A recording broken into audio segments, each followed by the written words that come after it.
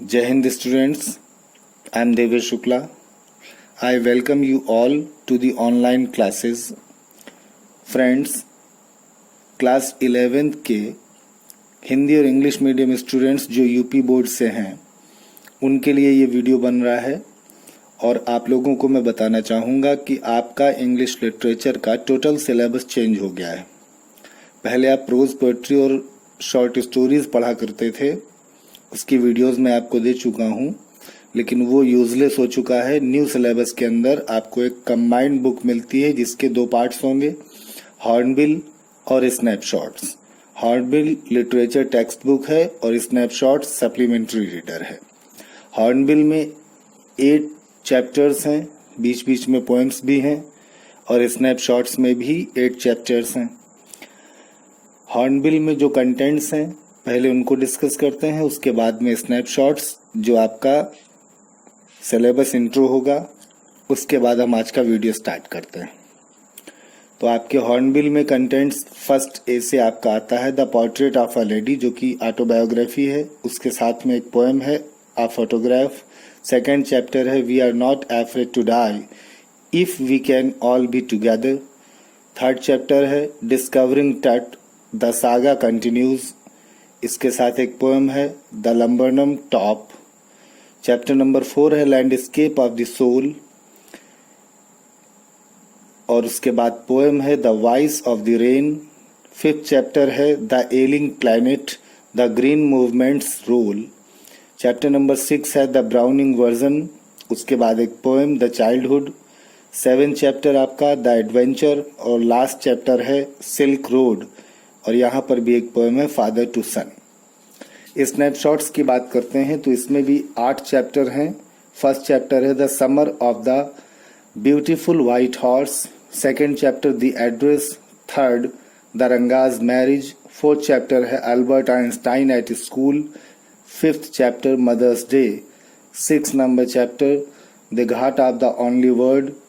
Chapter number 7 है birth, और last chapter है आपका the tale of melon city.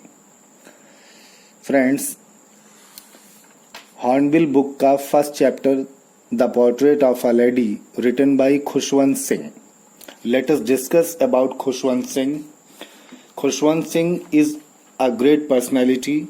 इनके बारे में अगर हम डिस्कशन करें तो काफ़ी टाइम लगेगा, फिर भी मैं आपको शॉर्ट में इनके बारे में बताता हूँ। Khushwant Singh basically lawyer, journalist, diplomat और पॉलिटिशियन थे। As a writer he earned fame on the basis of his novel which was published in 1956.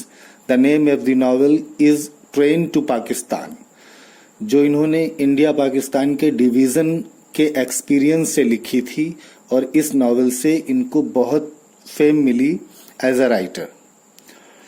Khushwant Singh Pakistan के पंजाब प्रांत के हदाली डिस्ट्रिक्ट में जन्मे थे, जो अब खुशब नाम से जानी जाती है। इनका जन्म 2 फरवरी 1915 में हुआ था और इनकी मृत्यु 20 मार्च 2014 में सुजान सिंह पार्क इलाके में दिल्ली में हुई। इनकी पत्नी का नाम कंवल मलिक था, जिनसे इनकी शादी 1939 में हुई थी। इनके पिता का नाम था सर शोभा सिंह। अगर शिक्षा की बात करें तो खुशवंत सिंह ने मॉडर्न स्कूल दिल्ली से पढ़ाई की, जीएसयू में पढ़े, पंजाब यूनिवर्सिटी में, और उसके बाद लाहौर के गवर्नमेंट कॉलेज से इन्होंने ग्रेजुएशन किया। फिर हायर स्टडीज़ के लिए अब्रॉड में किंग्स कॉलेज लंदन, द डिक्शन पून स्कूल ऑफ लॉ और सेंट स्टीफेंस कॉलेज में इन्होंने पढ़ाई की। इनको इनके राजनीतिक जीवन, साहित्यिक जीवन और पत्रकारिता के लिए कुल मिलाकर 3 पुरस्कार दिए गए, जिनमें से एक था पद्म भूषण जो 1974 में दिया गया, दूसरा है पद्म विभूषण जो 2007 में मिला, और आपको पता होगा Padma Vibhushan is the second highest civilian award of India. साथ ही साथ इन्हें पंजाब रत्न अवार्ड भी मिला था। खुशवंत सिंह 1980 से 1986 तक राज्यसभा में एमपी रहे। खुशवंत सिंह ने जो स्टोरी लिखी है जिसे हम आज पढ़ेंगे, the portrait of a lady, हम कह सकते हैं this story is a loving tribute to a grandson to his grandmother. ये स्टोरी खुशवंत सिंह और उनकी दादी माँ के बीच के रिलेशन की है।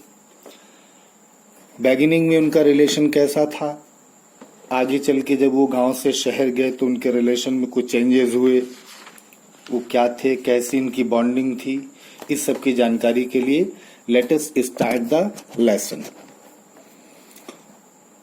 माई ग्रैंडमदर लाइक एवरीबडीज ग्रैंडमदर।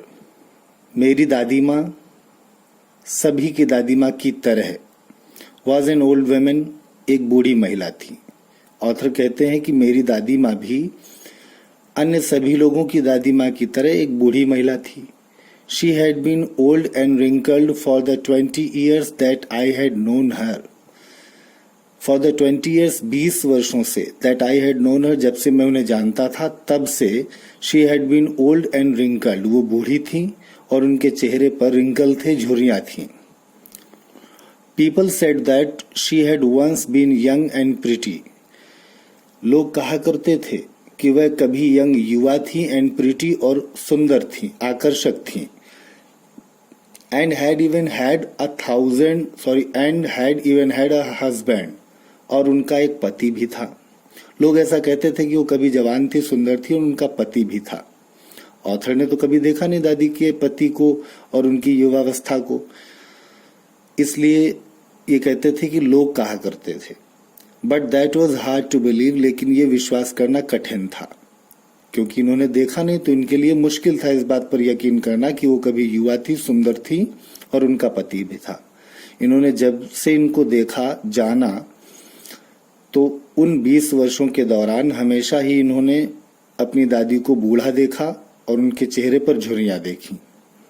आगे कहते हैं ये my grandfather's portrait hung above the mantel piece in the drawing room.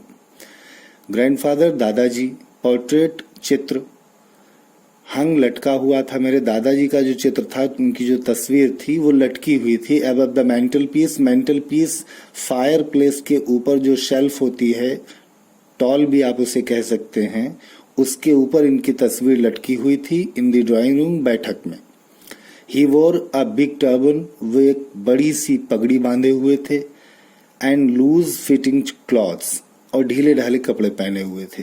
His long white beard covered the best part of his chest. उनकी लॉन्ग मीन्स लंबी, वाइट सफेद, beard होती है दाढ़ी, कवर्ड ढके हुए थी the best part of his chest, उनके सीने के बेस्ट पार्ट मीन्स सामने के हिस्से को, या आप कह सकते हैं बहुत अधिक भाग को।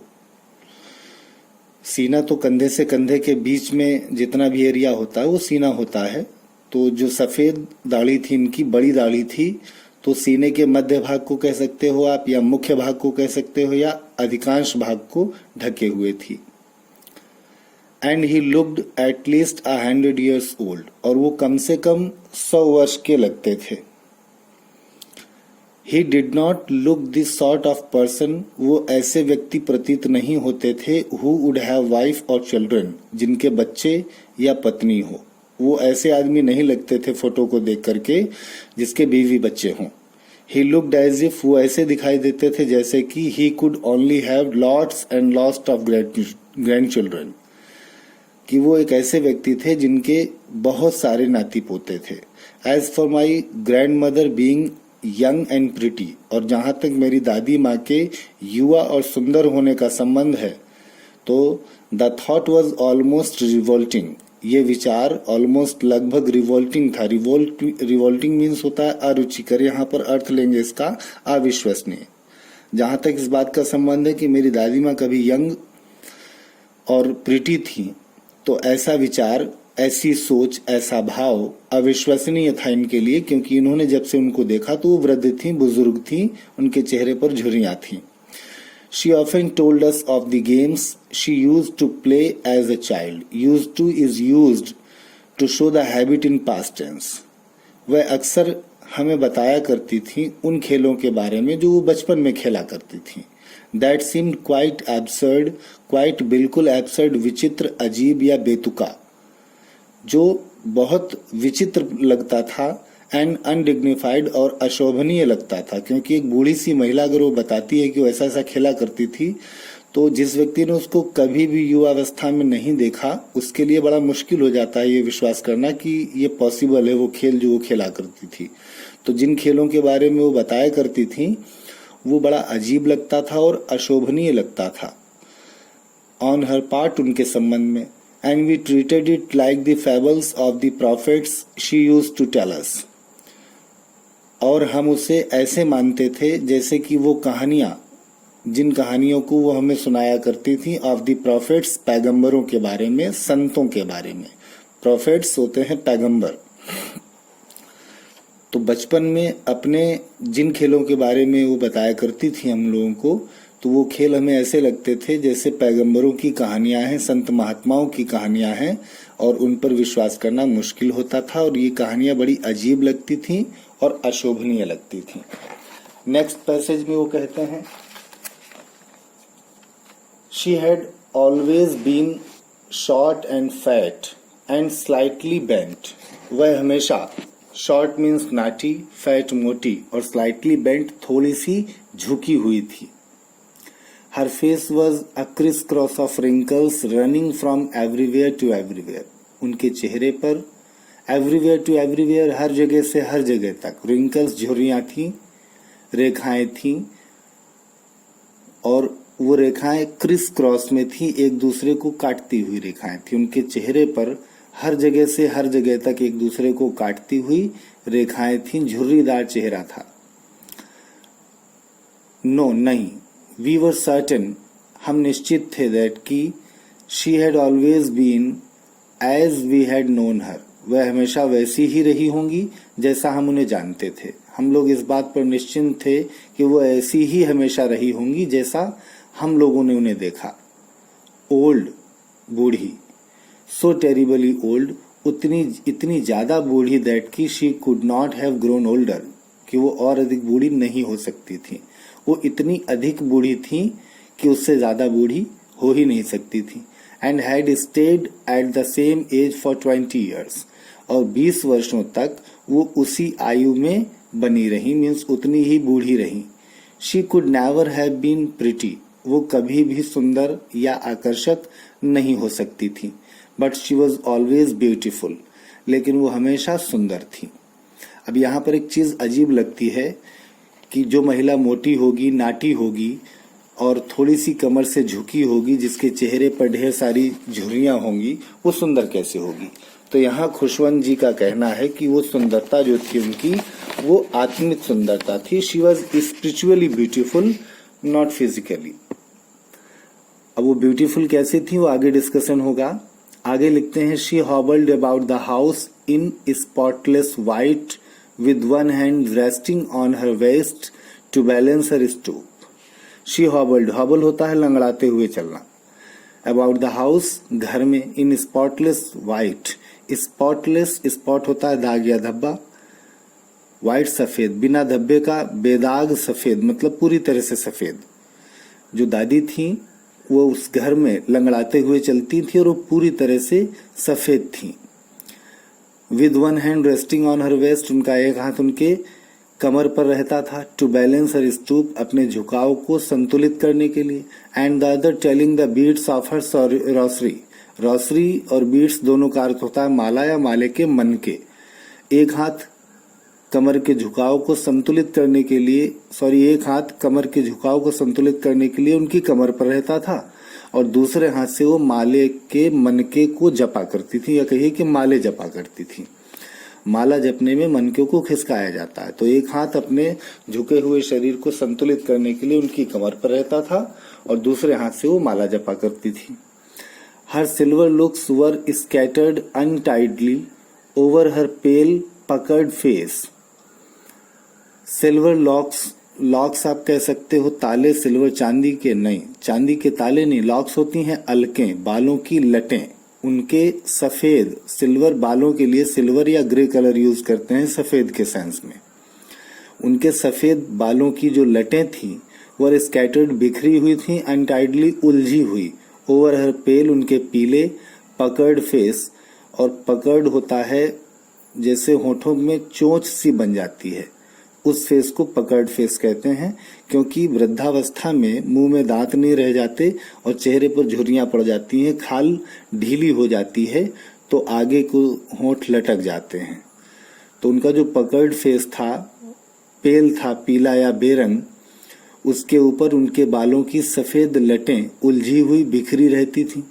And her lips constantly moved in inaudible prayers, और उनके होंठ बिना सुनी जाने वाली प्रार्थना में सदैव चलते या हिलते रहते थे। मीन्स वो होंठ हिलाकर एक ऐसी प्रार्थना किया करती थी जो किसी को सुनाई नहीं देती थी। यस, हाँ, शी वॉज ब्यूटीफुल, वो सुंदर थी। और सुंदरता कैसी थी वो आगे की लाइन में शॉर्ट में बड़ा गंभीर अर्थ दे करके आ रही है।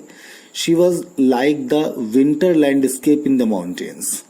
माउंटेन्स पहाड़, विंटर लैंडस्केप सर्दियों का भूदृश्य। अगर आप पहाड़ों पर जाएं तो सर्दी के मौसम में बर्फ चारों तरफ जमी रहती, जहां भी आप देखेंगे सफेदी ही सफेदी दिखेगी। तो जो दादी माँ थी वो पहाड़ के सर्दी के दृश्य की तरह पूरी तरह से सफेद थी। और आपको पता है कि सफेद रंग is a symbol of peace, तो वो भी शांति का प्रतीक थी उनकी दादी माँ। An expense of pure white serenity, serenity Shanti, pure white शुद्ध श्वेत। एन एक्सपेंस एक विस्तार, पर्वतीय सर्दी के भूदृश्य की तरह उनकी दादी माँ जो थी वो एक शुद्ध श्वेत शांति के विस्तार की तरह थी। मतलब उनके आसपास हमेशा शांति बनी रहती थी। ब्रीदिंग पीस एंड कॉन्टेंटमेंट, जहां पर पीस शांति का और कॉन्टेंटमेंट संतुष्टि का वातावरण रहता था। हम कह सकते हैं कि उनकी दादी माँ जो थी वो स्वभाव से बड़ी ही शांत और संतुष्ट थी। तो स्टूडेंट्स, आज का वीडियो यहीं पर खत्म करते हैं। नेक्स्ट वीडियो में इसके आगे का पार्ट लेकर मैं मिलूंगा। तब तक के लिए जय हिंद, जय भारत।